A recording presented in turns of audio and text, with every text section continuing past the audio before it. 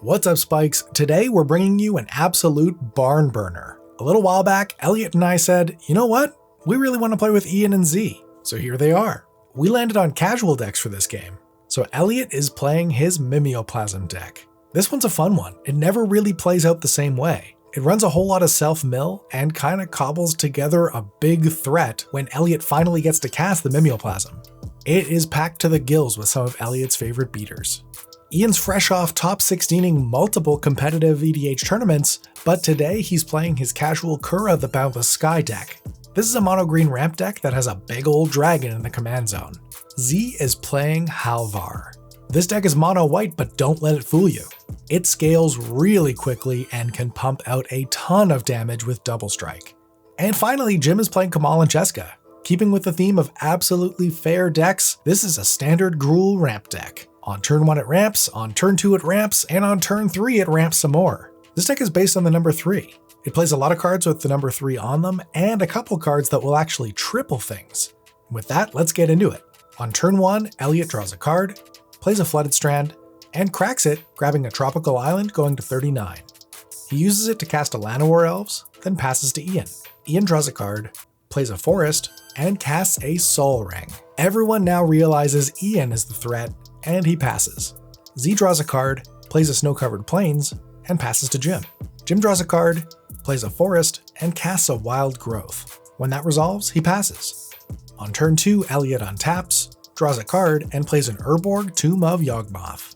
He taps 3 and casts Old Stick Fingers, X equals 1. He mills until he hits a creature, and reveals a Watery Grave, then a Lurgoyf. He puts them both in his graveyard, and passes the turn. Ian untaps, draws a card, and cycles Tranquil Thicket. He plays a forest, then casts Crucible of Worlds, and passes. On turn 2, Z untaps, draws a card, and plays a Snow-Covered Plains. They cast Archivist of Ogma, and pass the turn. Jim untaps and draws a card. He plays a mountain and follows it up with an Azusa Lost But Seeking. He plays a Windswept Heath and cracks it going to 39, grabbing a Stomping Ground tapped. The Archivist triggers and Z gains a life and draws a card. This is going to become a theme. Jim passes to Elliot. Elliot untaps, draws a card, and plays a Scalding Tarn. He cracks it going to 38, and he grabs a Breeding Pool untapped going to 36. He casts Ancient Excavation. He draws 4 cards, then discards 4 cards. A Misty Rainforest, a Krosan Cloudscraper, a Simic Sky Swallower, and a Consecrated Sphinx. Old Stick Fingers is a 4/4 now, so Elliot moves to combat and swings it at Jim. There's no blocks and Jim goes to 35, then Elliot passes. Ian untaps, draws a card, and plays a Tranquil Thicket from his graveyard. He casts his own Azusa, but with no more lands in his hand, he passes to Z. Z untaps, draws a card, and plays a Snow-Covered Plains. They cast a Deep Gnome Terramancer and pass. Jim untaps, draws a card, and casts an Unbound Flourishing. Nothing going on here. He passes to Elliot. Elliot untaps and draws a card. He plays a Cephalid Colosseum as his land for turn, then casts Grisly Salvage. He reveals the top 5. Sagu Mauler, Careful Study, Inkwell Leviathan, Undergrowth Stadium, and Champion of Wits. He puts the Undergrowth Stadium into his hand and the rest in the graveyard. He casts Forbidden Alchemy. He looks at the top 4 cards of his library, puts 1 card into his hand, and the rest into his graveyard.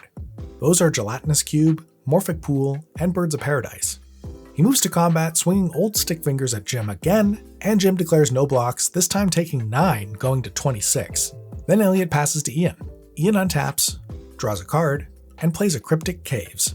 He casts his commander, Kura the Boundless Sky, then passes. Z untaps, draws a card, and plays Sarah's Sanctum as their land for turn. They cast the saddest All That Glitters you'll ever see just to bump their enchantment count up, and pass to Jim. Jim untaps and draws a card. He casts Commune with Lava, X equals 2, triggering Unbound Flourishing to copy it. The first one exiles Jaya's Immolating Inferno and a forest. The second one exiles a forest and a Nature's Lore. Jim plays both forests with his extra land drops, and casts the Nature's Lore, grabbing a Taiga. This triggers Deep Gnome Terramancer, so Z searches up a Snow-Covered Plains and puts it into play tapped. Then they draw a card and gain a life off of Archivist of Ogma. Jim passes. Elliot untaps and draws a card. He plays a Nurturing Peatland. He casts Mesmeric Orb, then moves to combat, swinging Old Stick Fingers at Jim again. Jim's life total's getting pretty low, so he blocks with Azusa. Then Elliot passes to Ian. Ian untaps and mills 4 cards. Oracle of Moldiah, Forest, a Rampant Growth, and a Fabled Passage. Then he draws for turn. He casts Rampaging Baloths. He plays a Fabled Passage as his land for turn, triggering the Baloths to get a 4/4.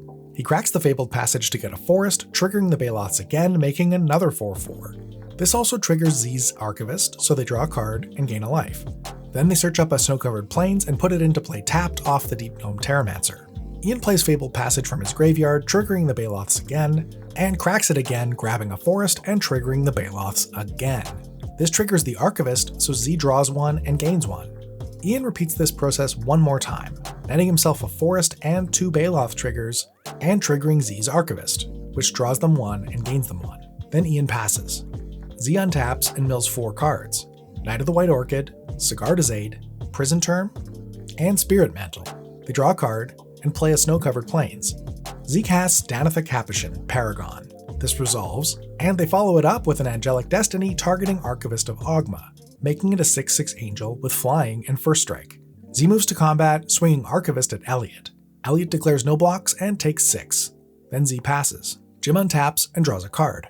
He plays a Forest and casts Nyxbloom Ancient. He uses his remaining mana to cast Jeska Thrice Reborn, which enters with 1 counter on it.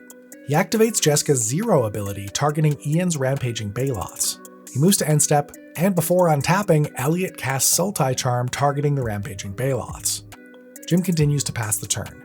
Then Jim remembers his Mesmeric Orb trigger and mills Animist's Awakening, Explosive Vegetation, Enshrined Memories, Crawling Barrens, and Green Sun Zenith. Jim did this a little wrong because he actually only needed to mill 4 cards because Wild Growth doesn't tap when the land it's attached to taps. Oh well, can't change it now. On turn 6, Elliot untaps 6 permanents, triggering Mesmeric Orb. He mills Life from the Loam, Prismatic Vista, Consuming Aberration, Necrogoyf, Lightning Greaves, and Overgrown Tomb. Then he draws for turn. He sacrifices Cephalid Coliseum to draw 3, discarding Twilight Mire, Wooded Foothills, and Undergrowth Stadium. Elliot plays a Cabal Coffers as his land for turn, then casts a Nature's Lore, grabbing a Bayou. This triggers the Deep Gnome Terramancer, so Z gets a Snow-Covered Plains into play tapped. It also triggers the Archivist, which gains Z a life and draws them a card. Elliot casts the Mimeoplasm. It enters as a copy of Inkwell Leviathan with 13 +1/+1 counters on it from Krosan Cloudscraper. This makes it a 20/24 with Island Walk, Trample, and Shroud, swinging Old Stickfingers at Z this time. There's no blocks, so Z takes 9, going to 39. Then Elliot passes. Ian untaps 5 permanents and mills Forest, Abundance, another Forest, Momentous Fall, and Ugin the Ineffable. He draws a card. He casts Nissa, Who Shakes the World. And when it resolves, he activates Nissa's +1 ability, untapping a Forest and putting 3 +1/+1 counters on it. It becomes a creature until end of turn. He casts Titania, Protector of Argoth. When it enters, he puts Fabled Passage into play off the ETB trigger, and Z searches up a Snow-Covered Plains off the Deep Gnome Terramancer. Ian cracks Fabled Passage, triggering Titania to make a 5/3 elemental. Then he puts a Forest into play. And the search triggers Archivist of Ogma to gain Z 1 life and draw them a card. He does this 3 more times to get 3 more 5/3 elementals, and Z draws 3 more cards and gains 3 more life. Ian casts God Eternal Ronus, and when it enters, Ian doubles the power of all of his other creatures. He moves to combat, swinging 5 8/4 beasts at Elliot, and 1 beast and Kura at Z. Elliot blocks 1 beast, then takes 32 damage and dies. Z declares no blocks, taking 16 damage. Ian casts Nissa Vital Force in his post-combat main and activates its -3 to return Rampaging Baloths to his hand, then passes to Z. Z untaps and draws a card. They cast Stoneforge Mystic. When it enters, it triggers its own ability, and Z searches up Cauldra Complete. They cast Danitha, Benalia's Hope. When Danitha enters, it triggers its own ability, and Cauldra Complete gets attached to it. Z casts Sword of Feast and Famine and attaches it to Danitha. They move to combat, swinging Danitha and the Archivist of Ogma at Ian for 7 in the air and 11 on the ground with protection from green. Ian blocks the Archivist with Kura. When first strike damage happens, Kura dies and triggers its own ability, and Sword of Feast and Famine triggers. Z untaps their lands, and Ian discards Desert of the Indomitable. Ian resolves his Kura trigger, searching up Arena, Emergence Zone, and War Room, putting them into his hand. Z's Archivist triggers, and they draw a card and gain a life. In their post-combat main, Z casts Helm of the Gods, then follows it up with their commander, Halvar. Then they cast Odric, Lunarch Marshal, and an Umbra Mystic. Then Z passes to Jim. Jim untaps and draws a card. He casts Doubling Cube with 1 floating. He taps his lands for 20 total mana, including the 1 floating, then goes down to 17 to activate Doubling Cube. This would normally add 17 mana to his mana pool, but it's a mana ability, so Nyxbloom Ancient triples it to add 51 mana total, bringing Jim up to 68 floating. He casts Coveted Jewel with 62 mana floating. It enters and Jim draws 3 cards.